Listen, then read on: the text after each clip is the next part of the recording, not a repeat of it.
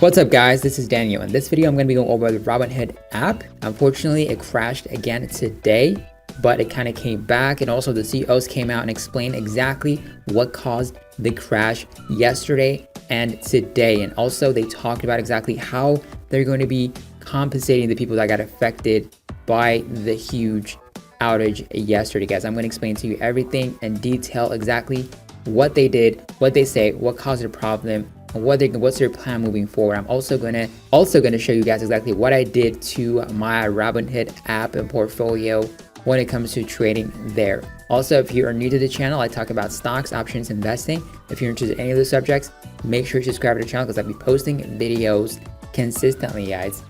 Now let's get into the video. Alright guys, so as you can see over here, these are the CEO, the founders of Robinhood app, and they talked about, this article, they talked about exactly what caused the crash. A lot of people are talking about the crash happened because of the leap year, coding errors that have happened. There's a lot of rumors that kind of happened that are going on right now on Twitter because they kind of had the same issues 2016 when we had a leap year. And they did not code it properly, so that kind of caused the failure too. However, what they said is basically, there's a lot of volume, there's a lot of transactions in the market that's happening, buying and selling, so the system of Robinhood was not able to handle these amount of a lot of transactions happening back and forth. That is the main reason why it crashed, based on the statement released by the CEOs, guys. So moving forward, they said that they're going to work on improving their systems and handle a lot of volume and flexes and things like that. And the market has been trading significantly. It was going up and down a lot. Even if you just look at the ETFs, look at that. The volume is just going like insane. It's going up for the past. You can see over here looking at SPO, this is the ETF, guys. Look at the volume. The volume has been increasing a lot, guys, and a lot of transactions been happening going on. It's not only with the main S&P 500 ETFs, it's happening to individual companies too.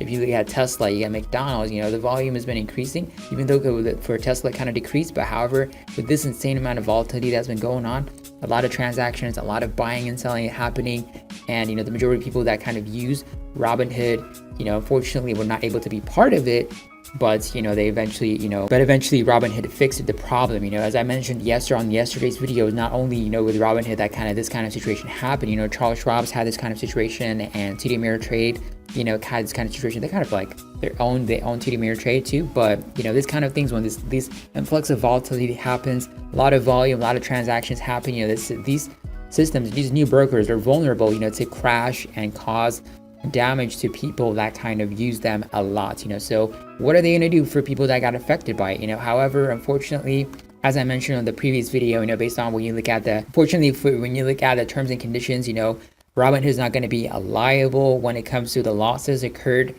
However, Robinhood said that they're going to be working on case-by-case basis, so that's going to be important because cases might be different. Some people might have bought a lot of puts. They're not able to sell them out, close them out, and the market went on a crazy rally yesterday, and they probably lost a lot of money due to that factor, not being able to close out their trades. So if they can work out case-by-case basis, look at exactly what trades that you have on when that kind of outage happened, and if they can dissect everything in detail, they can probably, so they said Robinhood is going to offer, there's like a $50 compensation that they're working on right now. So if you're using Robinhood Gold, they're going to waiver the fee for 3 months, and that is going to help you, not pay that. That's the least that they can do. That's the least that they can do. They need to do a lot of things. However, I think that's just the beginning of when it comes to Robinhood working out. But when it comes to legally, there's nothing unfortunately you can do. The maximum you can do right now, you can go to arbitration. And if you go to arbitration, since you agreed upon the terms and conditions, so they can present that kind of document, and they can basically end up with a loss. However, there's still Robinhood is not going to be walk away causing a lot of damage to all these people. They're going to be fined by the SEC, even if they're not going to be liable. As you can see in the article, it says even though they're not going to be liable for the customers, the FINRA still will fine them, just like how they fine them for having bad executions or not providing good, executions for the customers that are using Robinhood, so that is going to be what's going to be happening for people that got affected by it, guys. So, and also when you look at the majority of the people that use Robinhood app. They're millennials and people that kind of trade a lot. Unfortunately, people that use Robinhood a lot are found in Wall Street Bets. Unfortunately, people are caught up with the huge market volatility last week. When you're in this Reddit group, you can see a lot of people were wanting to get involved in the market, were wanting to sell, SPY puts. They bought SPY puts basically because the overall sentiment was to the downside. So they wanted to maximize their profits, and the majority, almost like 80 to 50%, like from 50 to like 80% of the users on Wall Street Bets,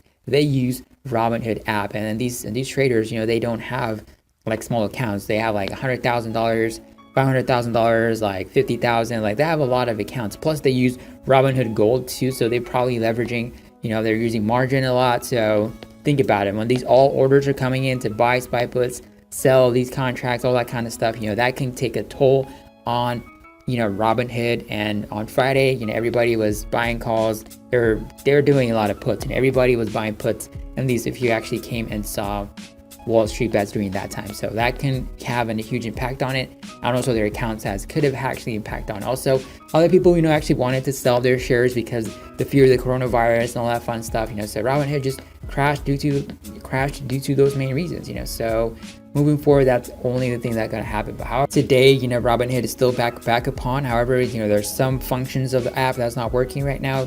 So one of the things that's not working right now is their email. Their email support is actually not performing very well. Unfortunately, that is the thing that is down. But however, bank transfers, everything's operational. The trading, as you can see over here, you can see options trading, crypto, equities, everything is back on.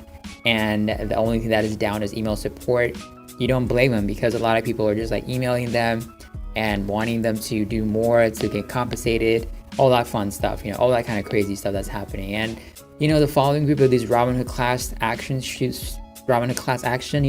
it grew like to 6,000 plus people.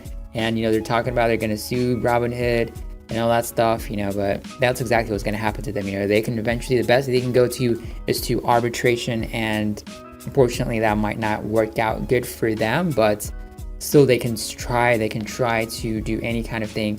But at the end of the day, Robinhood, I think, is going to compensate people, depending on a case by case basis. They stay at that case by case basis, which is good, because I don't think a lot of people, we're not going to just let this pass by. That's a huge thing. The market moved crazy yesterday, and to lose all your money because of the brokerage being closed, that's like your money being hostage held by by Robinhood. So when the market moved crazy, that's not fair, guys. So that's basically what's going to happen, guys. And also, what I did for my account is I actually withdrew money from my account just to test it out, but I also withdrew money every month. If I make like 100% or 120% returns every month, I just withdrew the money out. Last month I withdrew like $900. This month, just to try it out, also withdrew yesterday, and then actually worked. Actually the system was working back on, so I'm probably going to be only trading like $500 on the account. So that's how I started, the beginning of the year too. So I'm going to be trading with that amount of money too. Again,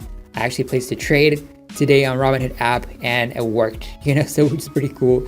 And we'll see what's going to happen if the transactions, everything kind of goes smooth moving forward. But that's about it, guys. Are you guys still going to be using Robinhood app? I'm still going to be using them, Robinhood, unless Webull, comes up with advanced strategies, but I'm still just going to use Robinhood, guys. So hope you enjoyed this video, guys. If you're new to the channel, make sure you like, subscribe. I'll catch you guys on the next video, guys. Peace out.